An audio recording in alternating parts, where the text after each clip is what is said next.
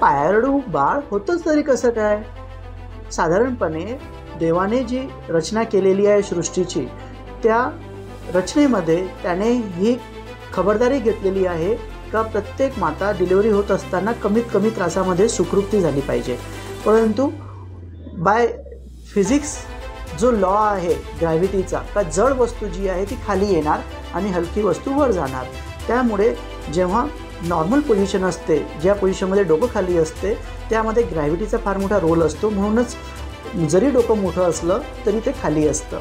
परंतु काही पेशंटमध्ये पाणी जास्त असेल किंवा खालचे हाडांमुळे जागा छोटी असेल किंवा पोट पास्त ढिलं असेल, मग अशा वेळेस काय होतं, डोकं जे मोठा भाग आहे तो खाली न जाता अडचण असल्यामुळे पाय खाली जातात आणि त्यामुळे ब्रिज ही पोझिशन तयार होते.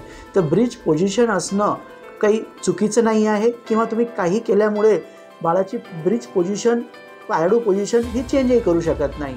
त्यामुळे घाबरून न जाता जर ब्रिज पोझिशन आहे तर ती प्रसव वेदना सुरू होईपर्यंत आहे का याच्यावर ते लक्ष देणं गरजेचं आहे.